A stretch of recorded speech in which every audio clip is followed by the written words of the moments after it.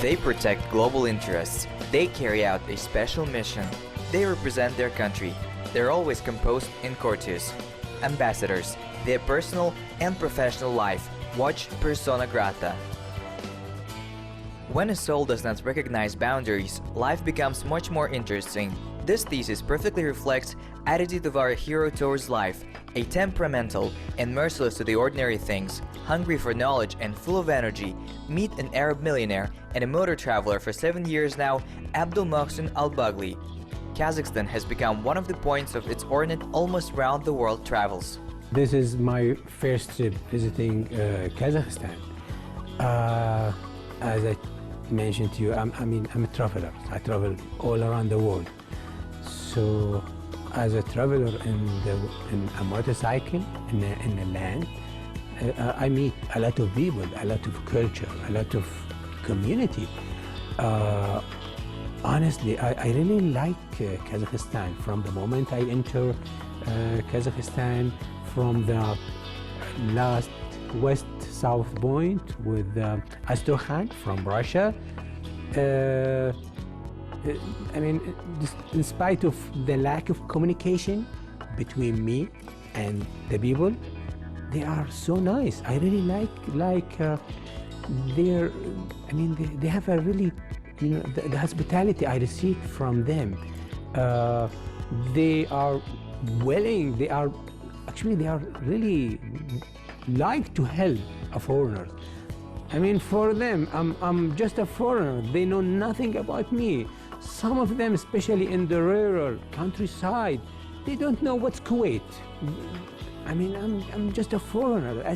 I don't speak their language, but they received me in their humble house, and they will invite me to stay, to sleep, to stay in their dining, humble, simple dining table.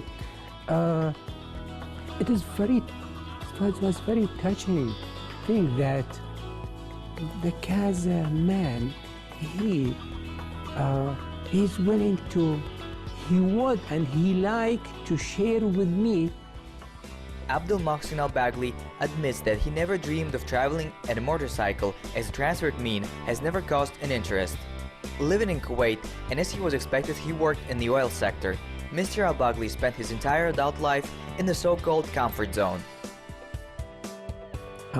I used to work for oil company in Kuwait. You know, Kuwait, we have it's an oil country.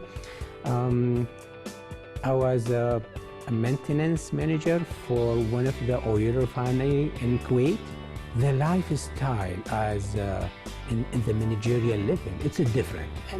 I mean, this is the style of the life, because as a manager, you will be surrounded with people. They just serve you. They have to serve you. I mean, because you know, once you reach that high managerial level, your scope of work to manage. So you need staff, their job to serve me. I decided to retire.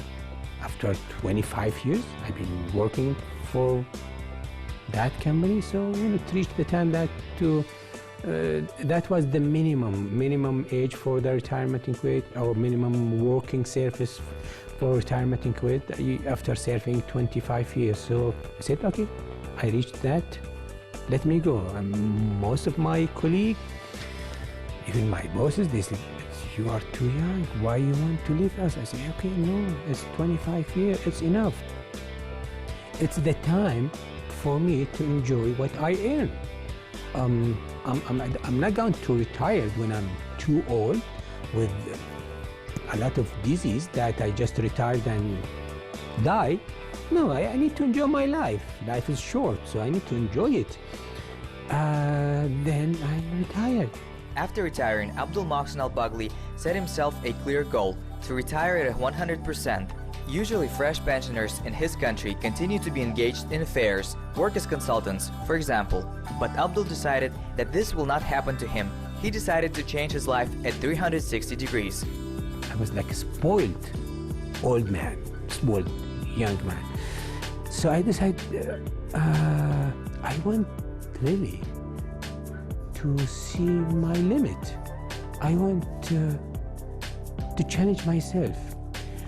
Actually, I think and I believe the most difficult challenge for the human to step out of the comfort zone. I mean, okay, this is my comfort zone. This is the way where I live. I have people serve me with food, they clean things, and I almost do nothing. I'm just breathing, because that breathing is the only thing that they cannot do it for me. Yes, I can travel with airplane. It's nice, it's fun, somehow, but not for me. Traveling with the car, also nice, but it has some comfort. No. That still has portion of a comfort. So I decided to go for the extreme one. Maybe not so extreme. I'm not going to travel in my bare foot. So I said, let me go with the motorcycle. My first trip, it was from my home to the Kuwait border. It's like 100 kilometers, like 45 minutes. Just a small thing. So that was actually the gathering of the group. We gather. There's a small cafe near the border, Kuwaiti border with Saudi Arabia. Actually, my first trip was to Bahrain, which is like 400 kilometers from my home. It took like five hours or something. And well, okay, I mean, I did it. It was crossing most of the Gulf countries, Saudi Arabia, United Arab Emirates, and Oman. And so actually from Kuwait all the way to Muscat in Oman, around 2,000 kilometers. And I did it perfectly. But that didn't satisfy me. No. Those are like small things. Then the idea of coming to cross Europe came in 2013 to cross entire Europe and come back home. I came out with my motorcycle from my home, crossed the entire Europe, and of course Iran and Turkey, 26,000 kilometers in 60 days. And we came back together, and everybody asked me, with whom you travel? I said, it was a group of two, me and my motorcycle. Well, actually, from the entering border, Russia with Georgia, all the way to Vladivostok, it's around 10,000 kilometers. But I didn't do it yet. I will. Hopefully, I will. But what I did now, right now, I just enter the first portion of Russia. Then I decide to enter Kazakhstan, because I don't like to pass single road twice. So now, instead of going all around Kazakhstan and enter from the north, which is Astana, that's why I decided to come from the southwest border with which is the near Astrakhan, and after Astana I'm going north to Russia and to Moscow and St. Petersburg. Until now, routes of Abdul Mahsin al-Bagli were directed to the west. Even 3 years ago, Arab Traveler was able to reach the most western point available to his bike. I had some kind of challenge with myself. I decided in 2013 to touch the far west point on Earth that I can go with my motorcycle without shipping. Maybe you said it's kind of weird rules, but those some kind of rules between me and my bike. I had some kind of decision that we are so attached that we don't want to get separated. Now Abdul Mahsin al-Bagli dreams of the easternmost point of land routes, the Russian city of Vladivostok. To achieve such a distant destination, the traveler normally has to cross a lot of countries, and this requires an extensive preparatory work, in particular the issuance of visas. So organizational trails of Abdul brought him to Kazakhstan embassy in Kuwait. And that I'm planning to visit Kaza with my motorcycle. It's for them. I'm the first Arabian person that going to visit. So they said, since you are going to visit our country, why don't participate in their advertisement for the Expo 2017 and the 28th Winter Universiade, which is going to be held next January in Almaty. So I said, why not? I mean, I'll be honored and I'm glad to do that. Mr. Al-Bagli heard a lot about Expo and Universiade, two large events scheduled in Kazakhstan in 2017. His Kazakh counterpart, biker Dmitry Petruchin, who also with pleasure travels the world riding his two-wheeled Iron Friend, told him all about them in detail. Dmitry happens to travel to home of Abdul, Kuwait. After a brief communication with him, Abdul Mohsin Al-Bagli decided to travel through vast expanses of Kazakhstan. Maybe I'm the first person that really crossed Kaza from the far west to the far east. Usually most of the travelers, mainly the bikers, which I think most of them they are from Russia. Usually they cross Kazakhstan north to south or south to north, which is like a 1,000 something or 2,000 kilometers. But I'm the first who, and I'm really proud of that. That I did something unique, crossing the entire country, 4,500 kilometers as a zigzag from that side to this side. During that 4,500 kilometers, I've been meeting with different kind of communities, culture in this huge country. And I've been received by 3 families during that road.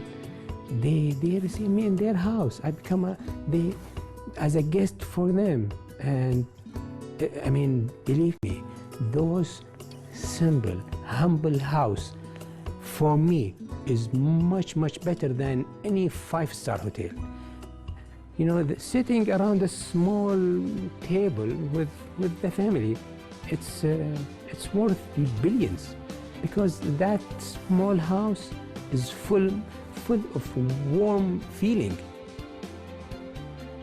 Abdul Mohsin Al-Bagli is immersed in his travels. He is pleased with his achievements, new challenges, building in his head even more complex motor routes. Coming from a small, warm, prosperous country, he overcomes kilometers, adapts to the unusual climates, not always favorable living conditions. But this, according to him, a small fee for a new experience, meeting of interesting people. He gets to know the world just like he wanted. He gets to know himself. He changes his own scale of values, his own worldview. I raised in my lovely family with my parents, my sisters, brother. I was an A student. I still have all those certificates that I was an A student. How or what really pushed me or get me that divergent in my life, I don't know exactly, but again, I was sitting with myself, and before I retired, I find myself surrounded with so many cushions, with so many the luxury of life. Maybe I get fed up from that luxury, and I want to try some other things. Maybe it came to my mind now, what's if? Especially because the engineer, usually they use the term what's if. So what's if all my wealth gone and I have to be working with my hands? So let me try it. Life is it's like a school. It's a school. You have to get trained. Maybe you don't have a single teacher. So why don't be in a school where it's the self-training. Try the guest house, try the what they call it, bed and breakfast, the one-star hotel, and the other things. Try to sleep in a tent. I did it, and I'm still alive. I'm still one piece. It is just, I think most of the fear, it's inside. Just try to push those fear, and you can go. The human has tremendous energy. The human has really too much potential. But the thing that we as a human, sometimes we try just to bury our potential. So why don't just remove the sand, remove the dust from the top of my potential, and let's explore it. So, and this is what I'm doing. I'm trying to explore my internal energy, my internal potential. How far I can go away from my comfort zone